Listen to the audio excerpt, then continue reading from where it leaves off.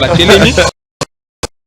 Memo na Mukongale foot à 1000 francs. Pour national, 13h passé de 14. Qui maison est-ce que Nicole Bakeza nous processus sont aujourd'hui totalement à l'arrêt. Honorable Gisha Lokela, le président de la Fondation Prologue, papa na Teisha. Okuta bajene bazana batelemi bazo Memo na Mukongo fallait foot à 1000 francs. Pour national, 13h passé de 14. Qui maison est-ce que Nicole Bakeza nous processus sont aujourd'hui totalement à l'arrêt. Honorable Gisha Lokela, le président de la Fondation Prologue, papa na Teisha. Okuta bajene bazana batelemi bazo Memo na Mukongo fallait foot à 1000 francs. Pour national, 13h passé de 14. Qui maison est-ce que Nicole Bakeza nous processus sont aujourd'hui totalement à l'arrêt. Honorable Gisha Lokela, le président de la Fondation Prologue, papa na Teisha. Okuta bajene bazana batelemi bazo Memo na Mukongo fallait foot à 1000 francs. Pour national, 13h passé de 14. Qui maison est-ce que Nicole Bakeza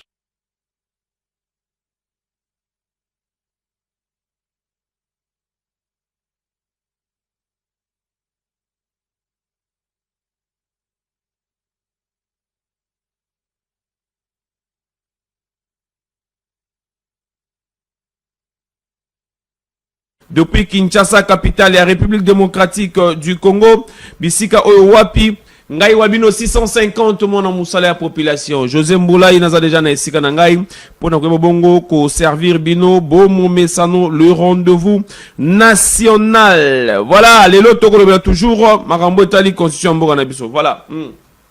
Marambo Tali, Constitution Nabiso. Hier, on était ici avec Jean-René Kabasele. Oh wapi te promettre bino que akozonga lisusu mokoloma lobi mercredi pote bandengeni ya kobeta na ye lisusu lisolo na o etali constitution ya mboka na biso oyo wapi bato ebele ya lolenge na lolenge bazana kati ya kopesa bavi na bango esengeli to simba yango to simba yango ti lelo bazana plaisir makasi ya kozala mwana mboka Médard Elonge sur ce plateau po ete toka na koyeba kolobela pe likambo etali Constitution et la République démocratique du Congo. Boyebi que Congolais nyonso azali libre ya kweba bongo kopé sa point de vue na ye sur dossier ya Constitution et la République démocratique du Congo parce que mkolo oyo mboka na biso et comment indépendant et l'inkolo baite mutunyo soit na libre expression, libre pensée, libre réflexion ya kweba bongo ko epesa point de vue na ye na makambu oyo etali mboka na biso. Voilà, aujourd'hui je vous ai annoncé que nous allons discuter ensemble avec Médard Elonge. Merci aussi Nabino Souza Kolanda Biso, na réseaux sociaux Nabiso, Facebook, nous sommes en direct, YouTube, nous sommes en direct. Pour s'abonner massivement, c'est votre façon aussi de nous soutenir. Vous pouvez bon s'abonner et belé peut partager bongo ba lien ya émission Nabiso et Sakola. Professeur Médard Elonge, mbote, c'est mieux boy mala mon mboka. Mbote mon mboka José Mboulay, merci nandengo ya mingai mokolo lelo. Mbote na ba Kongomani nyonso, bana Congo nyonso, bana République démocratique du Congo. Merci Nabino pour la confiance. Na ko ko bato ba ko benganga et Sakola félicitations boko sala mosala malam. Tozo sala mosala malam po bino boko soutenir biso po bino boko pesa biso makasi bino nde bozali source ya motivation na biso et tozali déterminé ko sala la bino mosala ya malamu ko lakisa bino esika o esengelite pesika o esengeli kotia maboko kotelemela baini ya mboka oyo République démocratique du Congo kopesa maboko na baiba ko sala mosala malamu et bongonde tokoki ko contribuer na avancement ya mboka République démocratique du Congo mwana mboka José Mboulay. Donc merci beaucoup et salutations na bainyo soba kolanda biso na ngonga oyo.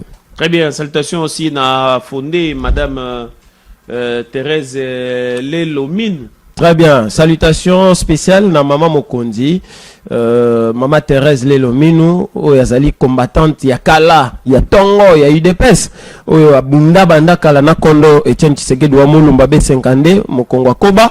Lelo azali constitution lelo azali prêt ya Mokonzi mboka Félix Antoine Tshisekedi Tshilombo. Et donc Mokonzi mboka soka lobby pona no lobby te, soka lobby que constitution oyo e a ko bloquer alobi mama tete na lingi ozolanga 50 000 Congolais ba marché akomona mama tete parce que mama tete azali prêt na o ezali intérêt ya République démocratique du Congo et donc constitution ezali pe intérêt ya mboka République démocratique du Congo donc mama tete azali prêt ya mokonzi mboka prêt ya ko défendre ye pona intérêt ya mboka prêt ya ko kende même na changement à constitution s'il le faut. Alors que na minute oyo ndenge boyebi nanu mokonzi mboka s'est décidé te yepe moya s'est précipité koya koloba makambo mokonzi lobité ezate donc mais sachez que maman Thérèse avec toute la fondation Fati Évolution bazali derrière mokonzi mboka chef de l'État Félix Antoine Tshisekedi Tshilombo. Derrière mokonzi mboka chef de l'État ndenge otsikoloba Doudou Fambali Kounde Libotaï aussi. Très bien, très bien. J'étais hier, Nazalaki vraiment stupéfait. Comment on a n'engé ba fonctionnaire, Bazalaki très heureux. Bazo kene na ba banque. Moi-même, j'ai vu n'engé ba fonctionnaire, Bazalaki na ba banque, tout souriant. Ba ko sepe la balobi, Doudou Famba, ako yo kambela. Oui, c'est normal que na mboka moi koko so ko kozwama. Mais tant ozwami, population leli. Dirigeant ou autorité à réagir mbalamoko. C'est ça la capacité d'un bon dirigeant. Et donc, nous félicitons le ministre des Finances, son Excellence Doudou Fwamba, Lukunde Libotaï, les paquebots de la République, à Mosala Malam, à rendre fier président de la République, Félix Antoine Tshisekedi Tshilombo. Parce que, photo, c'est un monsieur qui se prive pour l'intérêt de la République. Un monsieur qui est prêt à yomorami boma. Mais pona mboka nae, pona bandeko nae nanu, bakoka ko vivre mieux. Et donc, nous devons féliciter Ndenge Moko Lobaki, le premier trimestre, et ça aura plein de problèmes. Justement. Et il y a beaucoup de difficultés. Il y a au Kangisa Mosolo à l'État. Mais malgré ça, à tenir quand même pour nos fouta fonctionnaire à l'État. Et comment voulez-vous que Motoya Boy, Tobetele ma bokote, Topesaye, félicitations, ça serait de la folie. Donc, félicitations au paquebo de la République. Justement, on peut dire aussi que Doudou Famba azana katia ko s'aligner na molongo ya ba congolais baza ko linga mboka na bango. Bien évidemment. Prince Mukendi Punga lancé. Bien évidemment. Ndenge bwa komona le ministre ba finance alinga kamboka na ye. Très bien. Yango mokolo moko te bokoyoka ayibaki mosolo l'État ko souffrir ba congolais te. Yango wana tozali ko profiter ko annoncer la population o ezali bongo invitation officielle. Il y a président Prince Mukendi Poutine congolais et l'on a Congo Conscience le 25 avril. Très bien. Le 25 avril 2026 Oyo, Congolais nyonso a bengisami invitation ngwana. Congolais nyonso a bengisami na stade Vélodrome ya commune ya Kintambo. Okoyiko uta Changu, okoyiko uta Funa, okoyiko uta Lukunga, okoyiko uta partout, okoyiko uta ta Brazzaville. Okatisi oya koyekola ndenge nini balingaka mboka okoya koyoka discours ya mwana mboka le président Prince Mukendi et le voilà Congo Conscience okoka discours ya président Prince ndenge nini ya kolakisa congolais lolenge okoyi kolinga mboka na po lelo to komona ba congolais belé ba kolinga mboka te misusu bazali manipuler na extérieur misusu ba koyiba mosolo à l'état baza ko somba bango mais solo ya $50,000 ba pesa da Jakinda là. Bien sûr moi on a moto ya bongo bazali manipuler na extérieur c'est-à-dire Rwanda azui mosolo a pesier po aboma mboka na ye. Voilà pourquoi bolingwa mboka ezali voilà pourquoi eloko oyo président Prince Mukendi akosala ezali concept moko esengeli kobatela à vie. Tout à fait. Moi je pense que esengeli même babanda kote yango na kelasi. Tout à fait. Congolais lingambo kana yo. Congolais lingambo kana yo. Moko na ba classe ya ba na ba maternelle déjà. Mais bien sûr. En cours moko to zalaka nango éducation à la citoyenneté. Citoyenneté voilà. Ils ont d'ailleurs actuellement éducation à la citoyenneté même na université ils ont asima. Même na ba classe inférieure ils ont asima. C'est un cours à promouvoir et surtout avec la notion congolais lingambo kanayo. Très bien. Le ministère il y a enseignement primaire secondaire, na ministère il y a enseignement supérieur. Bakoki kozwa juste ces concepts Juste cette notion. Va développer en gros. Est-ce qu'on peut dire que Prince Mukendi Azala qui inspiré ou bien Zakaka? Bien évidemment.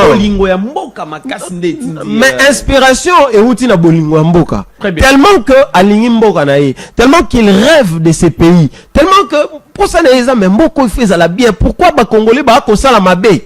Tellement qu'il réfléchit à ça, a eu inspiration. Et ça peut même être considéré comme une inspiration divine. Très bien. Congolais lingambo kanayo. Très bien. Et c'est par là qu'il a conscientisé Congolais.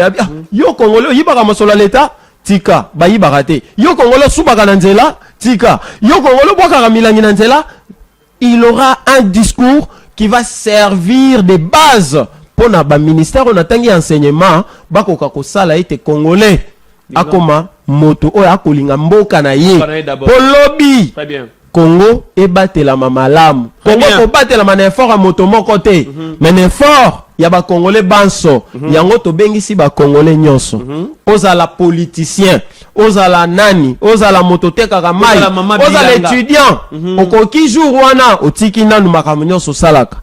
Mama bilanga, moteki mapa, chauffeur, yo receveur, policier. Ezala pe ba FARDC biso nyonso toya kokutana na stade Vélodrome toyoka message ya président Prince Mukendi sur le thème congolais lingambo kanayo et ozala très important. Très bien, ozala très important, ezali message ya campagne moko éveil patriotique. Hein, congolais nyonso esika ozali kozala lingambo kanayo. Oza politicien Vital Kamerhe lingambo kanayo. Linga Congo. Ataba ati lukobo. Modeste Bati Lukwebo linga Congo. Evariste Boshab linga Congo. Nani mususu? Prince Penge. Moindo Nzangi linga Congo. Prince Penge. Prince Penge linga Congo. Delice Sanga. Delice Sanga linga Congo. Martin Fayulu linga Congo. Moïse Katumbi sokoza congolais linga Congo. Mais Jacques Ndala alingaki Congo te, voilà où il se retrouve. Soki Jacques Ndala zaki na bolingo ya Congo actuellement alingaki za moto yo mosolo yo ba kolo bazwaki alingaki aboya. Non. Le Congo, c'est ma toute première richesse. Très bien. Et c'est la richesse éternelle que je possède dans le bradé en côté. Malheureusement. Même bas généraux, bino bas généraux. Ya armée na mboka na biso. Bolinga Congo, bolinga na mboka bino bas généraux. Bolinga na mboka Congo. Mais c'est absurde. Comment bolinga mosolo ya Congo, liboso linga Congo. Comment kolinga makambo nyonso ya malamu ya Congo, molingi Congo te. C'est ça. Il y a des contradictoires. Très bien. Bon, on est donc en parenthèse pour na. Oui, ça bande ko était Prince Mukendi Punga bengisi batu nyonso kuna na stade Vélodrome. Il y a Kintambo Mokolo, il y a le 25 avril 2026 Oyo. Voilà. Avant de retaper la émission, Jean-Pierre Kiwakana Kimayala reste le président, il y a Conseil économique et social. Azana Kati a co-invité, Azana Kati a se préparé pour mieux dire, Azana Kati a co-milengele déjà. Yé l'ongona ba Conseil de la République peut être bawana kozonga na session yoko fungoma le 1er avril le Oyo na siège na bango je pense où les bino communiqué wana bisko wapi le patriarche Jean-Pierre Kiwakana Kimayala Azana Kati a komilengela déjà et l'ongona bureau na mobimba. Je salue en passant le rapporteur René Ngongo. Salutations, monsieur le conseiller, pour na manso bozana katsa ko sala na minito bozana katsa ko bunda na poete rentrer et babongo na ko salema ndenge elongo bani d'ici le 1er avril ba conseil de la République ba ko babongo ko sangana pona ko zonga na session na bango ndenge kaka et zalaka. Voilà, so ina ko balangage moko na Plamedi Wizi, je pense que on avait un élément là-bas. Moi, Namboka Eliezer Tamboué participait à un conseil à ministre au Koleka, mais en attendant, je crois que image on a compte rendu. Il y a conseil des ministres Ndengenini et les Kanaki Tozongele Yango.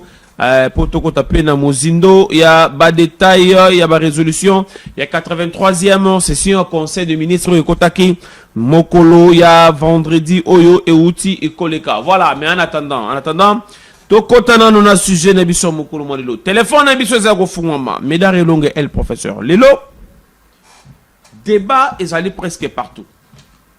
Bato ba ko la biso na bandako. Bato pe ba ko mituna ebele. na moment oyo mboka na biso na kati ko traverser ba période moko boya ba turbulence makasi. Mais débat aux allez soulever sur la place publique, ils allaient cambier la constitution. Batum sou ba koloba to changer yango, batum sou ba koloba to modifier yango. Or ko changer zelo mususu, ko modifier pe zelo mususu.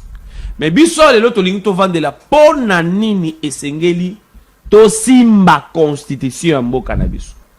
Na stade actuel, yo en tant que journaliste, analyste politique, est-ce que ils allaient vraiment impératif esengeli ko simba constitution yango? So ko simba yango pona nini? To ko simba yango na angle nini? Ko changer to ko modifier. Makanisi na yo.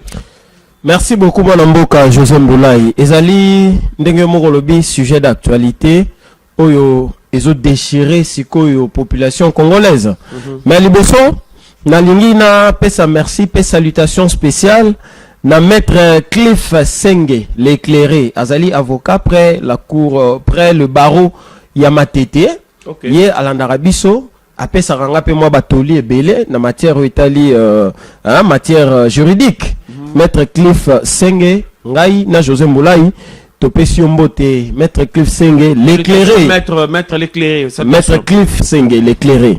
Alors, merci beaucoup. Na itali constitution on a tamboli nango lelo constitution mboka yango. Constitution mboka esengeli ko simba yango toko simba te pona nini? Déjà il faut to longola équivoque na mitu ya ba congolais et constitution bakoki ko simba yango te. Eza équivoque esengeli ko longola. Constitution yango moko ndenge za boye ebongisi ba ezui ba disposition ndenge ya ko simba yango na kanini esengeli ko simba yango pe pona nini esengeli ko simba yango. Voilà. Lelo yo bato ba kolobela ko simba constitution on dirait osombi lipa na ona wenze nanguba oli yango nzela okomi na ndako esili. Ko simba constitution, ko changer constitution ezali eloko moko ya monene makasi pona état. Parce que constitution o poto zala nango ezalaki na makambo etindaki biso poto vanda biso ba congolais tozwa constitution oyo constitution notamment ba crise oyo ezaka na mboka oyo ba crise belé ezalaki entre 2001 kokoma 2005 ba crise wana bande esalaki ke classe politique evanda na dialogue babengaki intercongolais na Pretoria à Sun City. Oui na Afrique du Sud pona kolongola kosala constitution pona kozongisa kimia pona kosala ete congolais azwa ba droit na ye et puis ba gouvernant ba lolenge ya kokamba mboka o. Siko question ezali est-ce que kosimba constitution o voto simba ezali ya changement to ezali ya modification. Voilà. Il faut tout le bayango à haute voix. Constitution et prévoir un mécanisme ya modification. Modification na lingala kosimba. Kobongola mwa makambo. Tolo bango bongo. Na otali changement constitution auto simbi. Et lobby ezali na ba disposition o esengeli kosimba te. Mais ba disposition wana mwana mboka José Mboulaye. Loko esengeli kosimba yango te. Donc elingi kolobake esengeli ko changer yango te. Mais est-ce que ezali Bible to koloba te? Soki ekomi na bakamo ko boye makambu o ezali perpétré e ko senga kaka kosimba yango. Parce que ezali ba congolais mayele na bango nde basangisaki pona kozwa constitution. Lelo yo avant de continuer. Hier na yambaki ndeko moko awa alobi kaka même constitution oyo et lobby boye. Soki modification bolingi bo sala yango. Oui. Modification boza koluka bo simba yango wana. Eza kozwa au moins 3/5 ya ba article. Nyonso zali ko sala constitution. Oui. Donc ils allaient pesa directement possibilité ya ya changement. Beaucoup ko changer yango. Si vous touchez 3/5, c'est-à-dire beaucoup ko changer yango. Très bien. Ndenge constitution et lobby. Très bien. Mais ndenge yo tu koloba otalisi que le pesi possibilité te ya ko changer yango au moins que ceux qui population yango moko et décider. C'est Non. aussi une hypothèse. Na pesi na lobi teke. Okoki ko changer constitution te. Non. Non non. Président de la République, akoki ko bimisa likanisa bi na lingi to changer constitution. Je crois article 218. Non, 218 te. Ouais, ça repère sa prérogative na président de la République pour bengi sa référendum. Ouais. Akoki ko sala yango. Et sengele ndi mama na population ba okende ko voter na ba urne. Longola yango. La population aussi, excusez, azali na droit ya ko lire ba signature na cadre ya pétition. Justement l'article 100 218. 000. Pona oui, l'article 218. Oui. Pona ko ya ko senga révision to changement ya constitution. Très bien. Na cadre wana ezali valable, il y a pas de problème. Mais à ce jour, moi Namboka José, tic débat et conseil à la télévision. Est-ce que le président de la République a ABC congolais qui a changé la constitution? Non. Exactement. Ouais. Mais Kosimba, c'est dans quel contexte? Même le secrétaire général Augustin Kabouya l'a dit dernièrement. Abi bande comme sous Basimba qui bisope to Kosimba. Oui. Kosimba constitution. Et ça l'isumute. Mais aussi d'abord il faut commencer par préciser Nabat. Yo koloba makambo 3/5e. 3/5e ça signifie 60%. Mais 60% c'est quand même la majorité, il y a ba disposition. Ce qui article constitution la biso na 229 articles na minute. 3/5e to 60% na yango, ça peut faire 160 quelques. 100 et quelques. Mais ce qui est déjà la majorité des dispositions. Alors là, il a qui si penza faiblesse na yango. Mais le long le bateau ba koloba.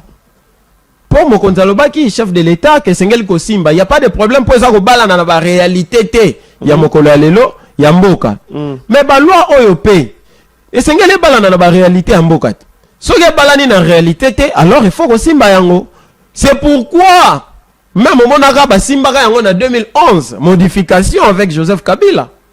C'était pourquoi parce que bamona ke ba disposition misusu ezala ki kobala na te na réalité sociopolitique ya mboka na biso République démocratique du Congo. Et lelo soki mokonzi ya mboka Félix Antoine Tshisekedi Tshilombo, garant de la nation, du bon fonctionnement des institutions, aboni que esengeli ba disposition 3/5e ya ba disposition eza ko bala na lisusu te na réalité ya mboka. Et il dit qu'il faut, je rappelle ici que le président n'a pas à imposer.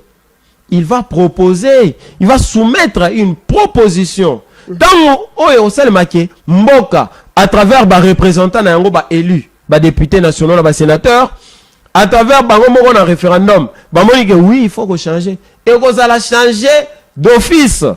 Mais maintenant le problème est ça comme tourne moi na mboka José, constitution autosimbi. Sur les 229 articles. Y a-t-il 3/5e ya article les amabé? C'est là la question. Voilà moto nyonso ko ikondima ko répondre na côté na e. Mais bien sûr, bango ba ko landa. On va faire sélection na bango. Soki moto lobi esengé to changer constitution. Tout n'est question pona nini. Azolanda déjà moto ana ko benga. Pona nini wana? Benga po yebisa. À la question pona likambu. À la question pourquoi? Mingi bazana ba argumenter. Soki moto mosusu lobi to changer te. Tout n'est pona nini to changer te. Il n'aura pas d'argument. Mais en tant que journaliste, centriste, nalingi ko soit par et à gauche te, par et à droite te. Très bien. Natango awa lisusu natangi exposer des motifs, natangi même o ezali lokola parti à liboso ya nini ya préambule, ya constitution. Jusque là. Tant que le président de la République a expliqué biso à lobby na peuple congolais, je ne vois pas nani oyo à lobby ke esengeli ko changer constitution. La constitution que nous détenons maintenant. Est-ce que ça a un problème ya ba disposition moi na mboka José? Non. Mais tout le monde yo ne peut s'habiller non. Merci.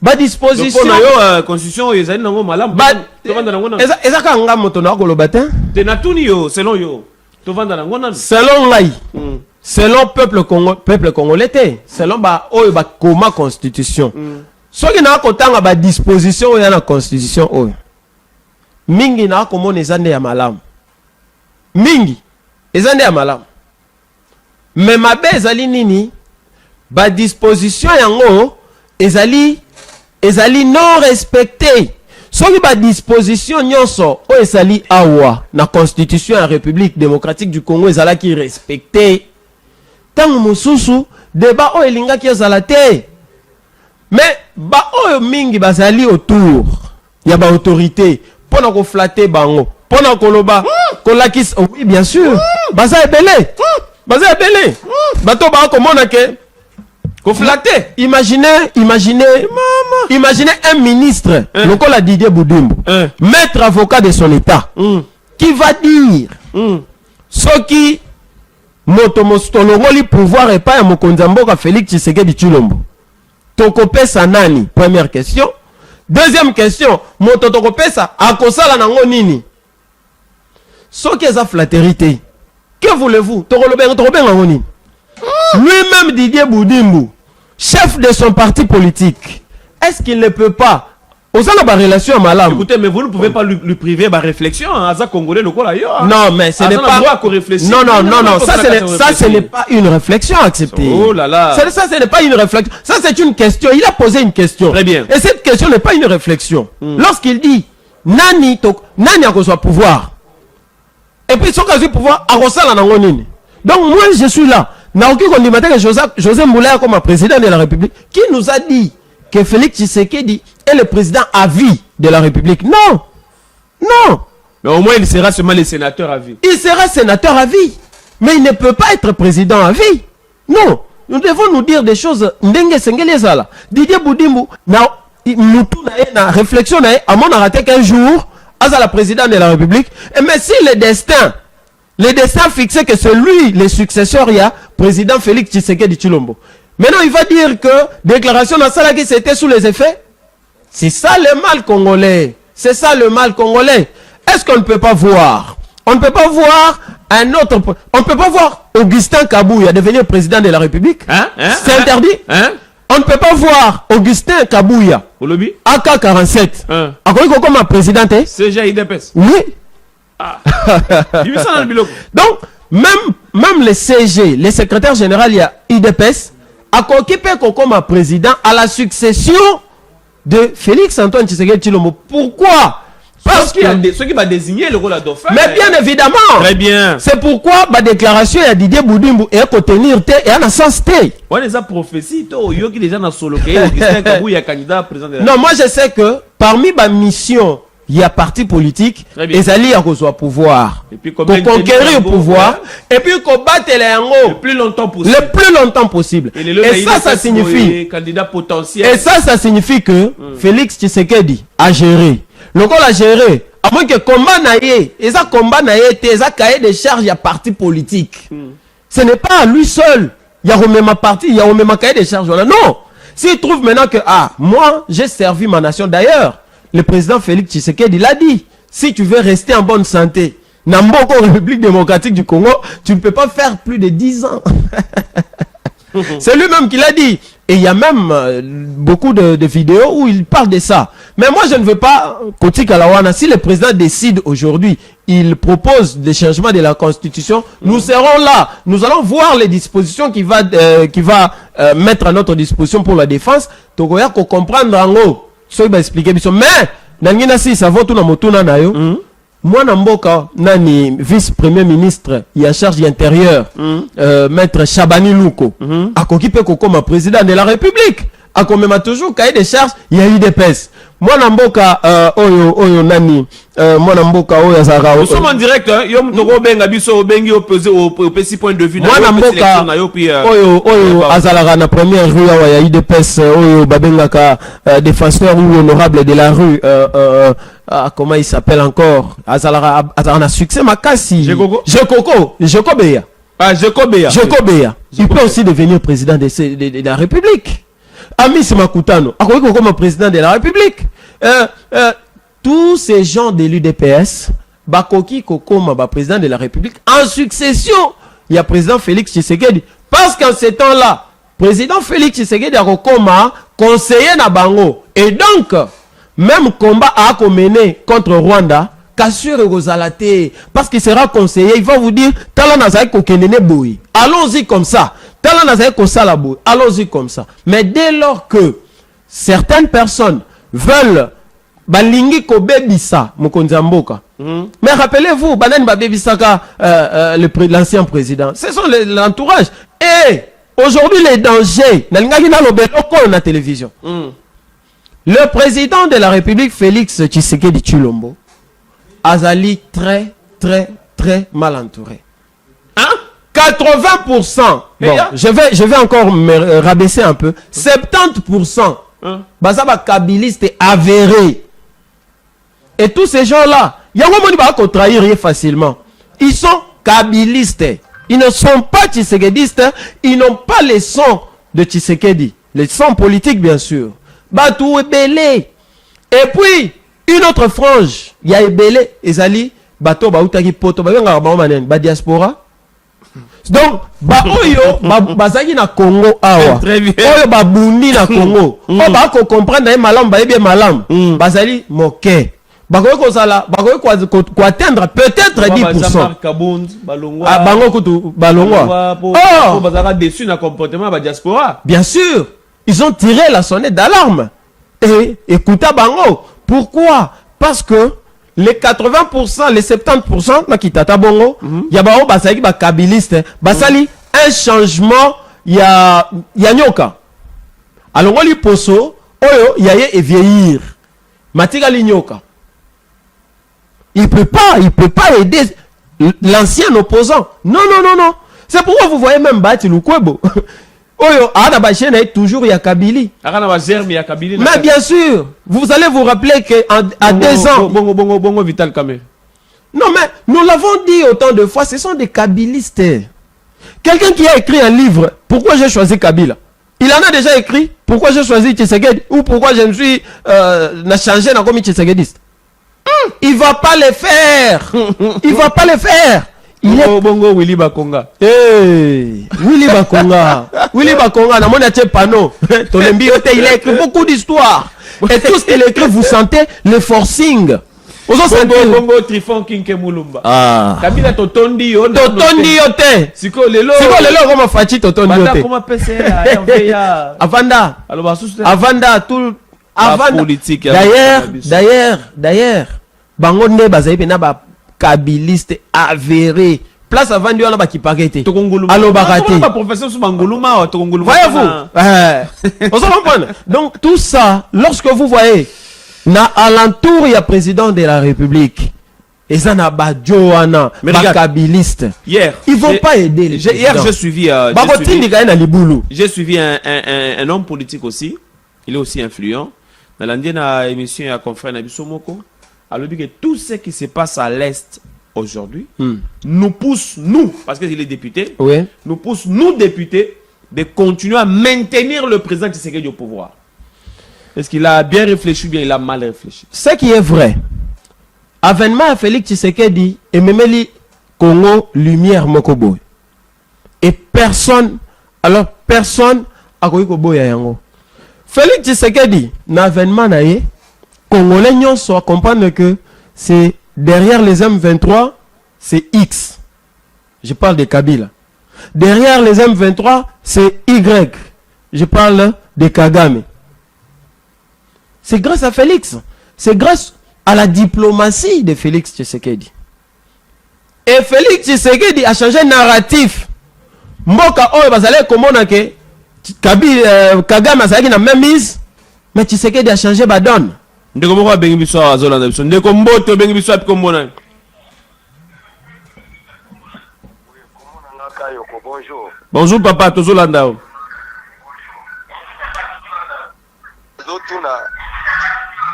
Est-ce que mutu lokola Kabila penza akocha penza pat na kata mboko yo? Batu oya bomi na kata mboko yo azwi biso en otage pendant combien des années, 18 ans. ameni biso na Rwanda en otage lelo azana posa aya kozonga wana mboka eske mutu na ye ezosala malamu na bato nyonso oyo asali na bango otutotu bato nyonso oyo atiki wana yango tozosenga président akangela biso bato nyonso wana.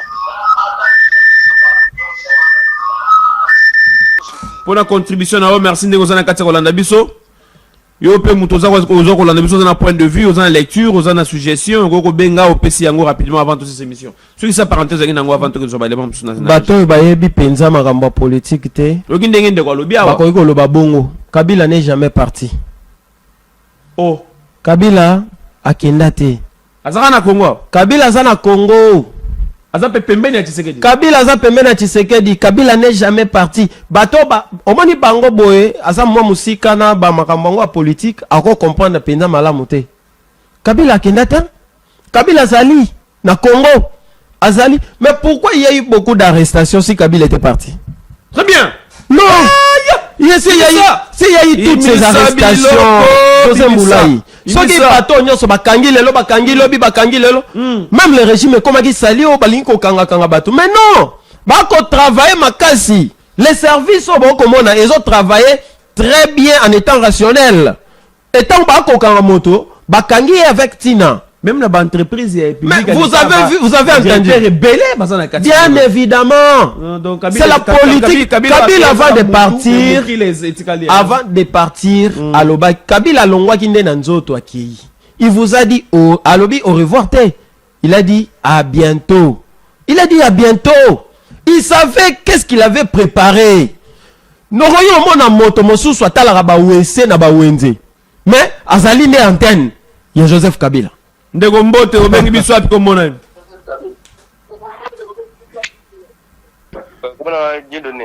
ndeko Dieudonné tozolanda o papa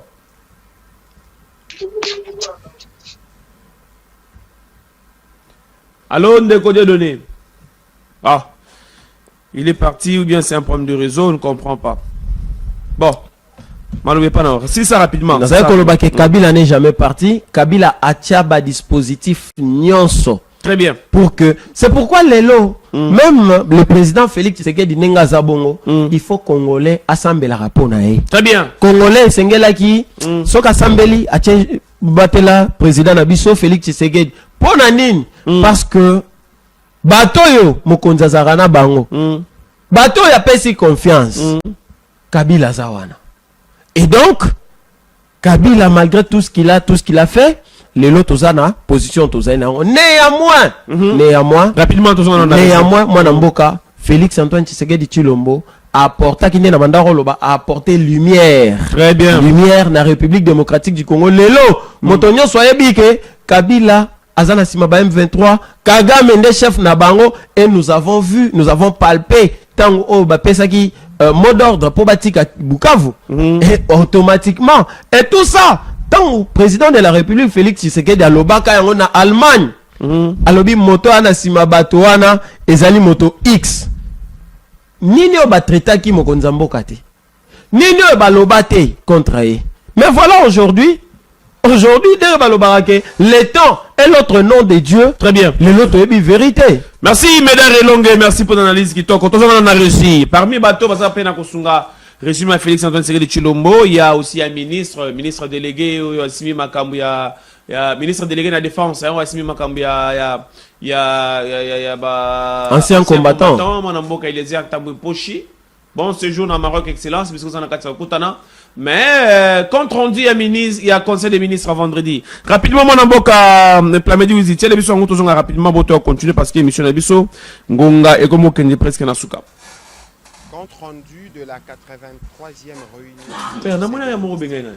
Le président de la République, chef de l'État, Félix Antoine Tshisekedi Tshilombo, a présidé ce vendredi 20 mars 2026 à la Cité de l'Union africaine, la 83e réunion du Conseil de ministres. 4 points étaient inscrits à l'ordre du jour. Toujours sur ce chapitre sécuritaire, le vice-premier ministre, ministre de la Défense nationale, a informé le membre du Conseil de la situation opérationnelle et sécuritaire. Il a été complété par le ministre délégué chargé des anciens combattants qui lui est revenu sur la situation dans la périphérie de la ville province de Kinshasa avec les phénomènes Mobondo où depuis le mois de décembre dernier, aucun mort n'a été enregistré. Il a poursuivi que les efforts du gouvernement produisent. Compte rendu de la 83e réunion du Conseil de ministres. Le président de la République, chef de l'État, Félix Antoine Tshisekedi Tshilombo, a présidé ce vendredi 20 mars 2026 à la Cité de l'Union africaine, la 83e réunion du Conseil de ministres. 4 points étaient inscrits à l'ordre du jour. Toujours sur ce chapitre sécuritaire, le vice-premier ministre et ministre de la Défense nationale a informé le membre du Conseil de la situation opérationnelle. Très bien, merci beaucoup, Premier Louis. Il faut comprendre que les heures tambouées à 5 rapports dans le gouvernement via Conseil des ministres. Est-ce que la peut-être si on périphérie qui est une commune sécurisée, le même moment de comme quoi partenaire n'a passé, mais ça pour poursuivre comme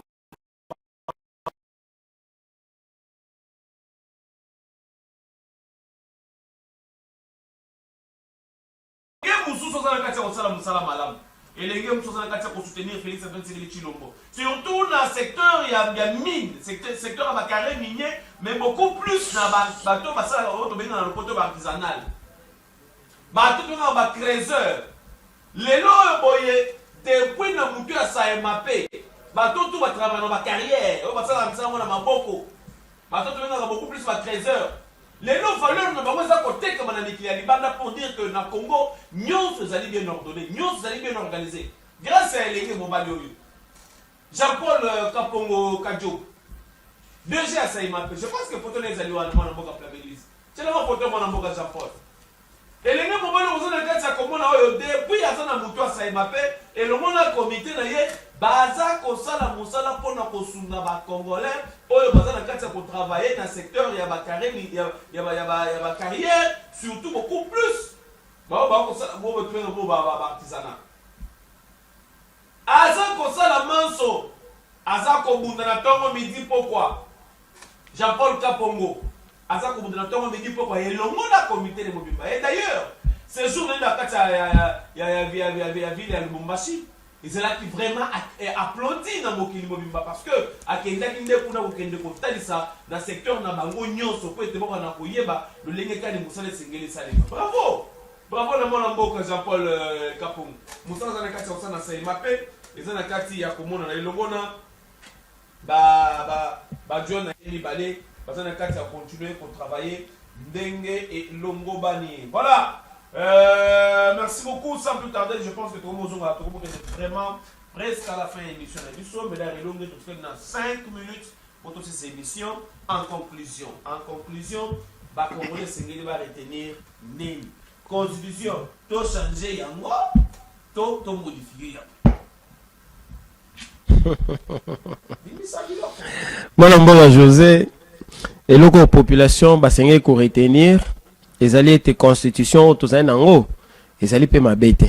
Les alliés n'ont disposition mingi ya malam, mais ils alliés respecter. Par exemple, dans le disposition, il y a l'article 10, où il y a une nationalité congolaise. Les alliés moko, PKK moko, c'est-à-dire la nationalité congolaise est une, est exclusive. Elle ne peut être détenue concurremment avec une autre. Constitution lobby. So oza congolais ala kaka na nationalité be moko mais yebisangai na assemblée nationale na sénat eza l'assemblée nationale eza la na sénat est-ce que ba double nationalité bazate parce belé bango moko ba législateur bango moko mais bango moko ba se retrouver na article oh eza non respecté où est la faute à la constitution. Où est le problème de la constitution? C'est là. De moi, comme une question à lobby. Constitution peut lobby que chef de l'État a le droit à nommer premier ministre, mais azana makoki ya kolongola été. Et là, on peut aller malam bakoti kango izalaka bon. Non, mais c'est pourquoi je parle ici de la modification. On a habité que l'article n'y a sur la constitution ou malam. Je n'ai pas dit ça. Constitution ezali na article il y a misusu o ezali mabete mais ezali moi mabe. ils allaient peut-être na des avantages morobo. Mais bah article wana et qu'on qui paie la moitié il y a ba disposition ils un article. No article la constitution. Article ils allaient mouké. Et donc la meilleure manière il y a que toucher ils allaient modification. Parce que article local la 34. Article local là 34. Voilà, article local là 34 des droits économiques. Bon, la propriété privée sacrée, ça je ne lis pas. Bon, j'ai lu l'article 38. La liberté syndicale est reconnue et garantie. Tous les Congolais ont droit de fonder des syndicats et de s'y affilier librement dans les conditions fixées par la loi. Congolais n'ont pas droit ya kokota na syndicat.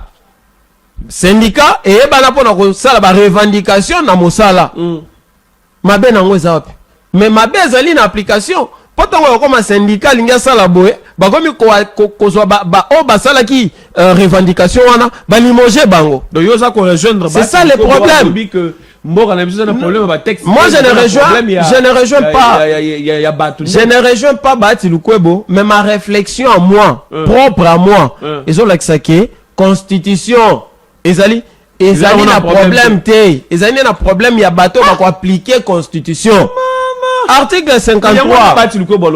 Ah, mais tu sais que dit pas le baka on parle passé, Félix, tu sais que tu es le président de la République. Article 53, toute personne a droit à un environnement sain et propice à son épanouissement intégral. Congolais nyonso, moto nyonso azana na République, asenge kozana na isika ya malamu ya propre ya yeko vanda. Lelo to lobela Daniel Bumba Lubaki, gouverneur à ville à Kinshasa, pona nini? Pona salité te. Mais salité ezali balobi na constitution ke Congolais senge vanda na isika ya bopeto. Mais yo gouverneur o lobate. Mais yango nde to lobela kaet. Si tu Daniel Bumba gouverneur, c'est en vertu de l'article 53 de la Constitution. Il y a entre Daniel Bumba, na article 53, na raison, na incompétent. Ce n'est pas la Constitution, c'est plutôt Daniel Bumba qui a un problème. Et donc, nous a été placé pour toucher la Constitution, par exemple, un article 53, alors que le Konabiso, gouverneur, a cocoté la mission. Non, je voulais Daniel Bumba, permettre d'interrompre pour moi, Mouké. Je pense que ça fait un moment où tu as Daniel Bumba. Mais la qualité de journaliste soit côté na fin fond pour nous picoler makam. Pour nous kundola. J'ai eu un élément très capital de l'État congolais, belé ba kino et belé bokanga malam. Daniel Bumba na kiboye moko boye azana ba projet à mabete pour na Kinshasa. Daniel Bumba azana ba projet à malam pour na Kinshasa. Et Daniel Bumba azana kacha ko sala ba effort pour Kinshasa et comme lokola ba ville ya ba mikili mususu ndenge vivaka. Je vais nous donner l'exemple ya mboka moko en Afrique a lokola Kenya. Kenya ezali mboka moko za na richesse te. Richesse ezalaka na Kenya te. Mais ba vivaka na ba taxe. Ça c'est un élément très capital. Nous devons faire un effort de comprendre que biso peuple sengeli to futaka pe mpako pona koyeba bongo kosunga l'état asa la paix o ezali bosenga na ye pa na biso. Mais voilà là où il y a le problème na carré ya Bumba. Il y a un monsieur, son directeur de cabinet. C'est de lui que je parle. Mouto a remplacé Israël Moutala. Depuis qu'il est là, ba activité news oyo Daniel Bumba, ba initiative news oyo Bumba za na kati ya kozua. Ba initiative on ezali ko senga sensibilisation, communication et puis koyeba ko mema yango ko vulgariser yango tina niveau ya petit peuple. Mais oyo etali communication, les nouveaux du Kabe ya Bumba aza ko bloquer yango na bandenge nyos. C'est là où je me pose la question, est-ce que le gouverneur est informé ou pas? Monsieur Eli, je crois bien son nom, Eli Louba, le nouveau directeur de cabinet à Daniel Bumba. Je me pose la question, monsieur le directeur. Qu'est-ce qui se passe? La communication est une colonne vertébrale. Il y a pouvoir. Si vous communiquez mal, si vous ne communiquez pas, Et pourtant, il faut communiquer, qu'on utiliser le canal news sur la communication pour nous parvenir à expliquer à petit peuple. Oh, il y a une vision ya tata. Mokonzi wa Ngumba Kinshasa, Daniel Bumba Lubaki. Les gens s'encharner trop sur Daniel Bumba, les lorotaires, là, la pongi. Et pourtant, Daniel Bumba ya batu ya Dani. Asa na projet ya malam pour Kinshasa ke deliboso. Kinshasa ko bonga, nanzela ba taxe sur sécurité foot. Mais qu'est-ce que vous faites, monsieur le directeur du cabinet? Quelle est la politique que vous mettez en place pour communiquer, sensibiliser? N'intérêt ma papa communication Bumba, ma papa Ekoufa depuis Kala. Bongisa. Bongisa, monsieur le directeur. Bongisa.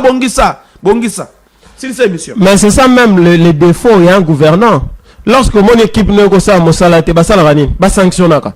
Mais lorsque vous êtes dans l'incapacité de sanctionner, bolingi to sa skondeni, to pesa sko bango faute, yalikambo toza même pas na ba preuve. Le gouverneur, ce que Zali Bongo, il doit apprendre à sanctionner son équipe. À quoi qu'on appelle José Mboulaya, commission directeur, il y a communication là, où est le problème? Pourquoi bolingi népotisme, bolingi clientélisme? Pourquoi?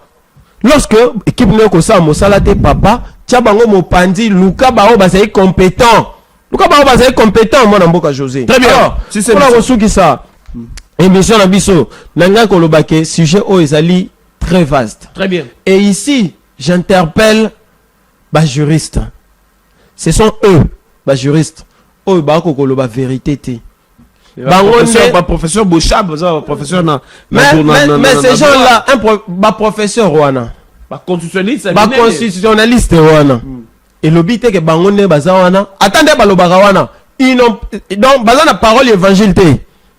Na droit, contredire autant que Baloba, Mabé. Et quand vous entendez un professeur, na Trump, il y a Bouchab, à l'objet constitution, vie n'en est 17 ans. 17 ans. Et il y a Bissot aussi 20 ans. 3 ans de plus. 3 ans de plus. Donc il faut qu'on change. Mais papa, constitution et la France, c'est celle combien d'années? Le droit comparé et permettre tout le bateau comparer, droit na Bissot, on a droit à France. Droit à constitution et la France, c'est celle combien d'années? Qui peut nous le dire? Constitution et à Sénégal, c'est celle combien d'années? Brazzaville. Ouais. Constitution à Brazzaville. Il y a Rwanda Brazzaville, Bazana Royaume. Très bien. Si c'est mission Brazzaville, Congolais à Brazzaville, Bazana Royaume. Ndenge Bazana Royaume. Ceux qui papa Denis Sassou Nguesso, alinga sa changement à la constitution, à ça lié ça pour l'intérêt de la Brazzaville. Malheureusement, la République démocratique du Congo est dans un contexte wanate. C'est pourquoi même Babenga Congo, Brazzaville, Petit Congo, République démocratique du Congo, Grand Congo. Et ça non mais écoutez, constitution donc quand Zolobo et Pessi pouvoir n'a peuple là c'est décidé. Mais bien évidemment décider le but bien évidemment je l'ai parlé. Toloba Kiango. Ce qui peuple a décidé. D'ailleurs hier pour nous c'est quand on a qui ne remonte à côté de la constitution, nabi meilleure constitution donc on va changer au continue côté.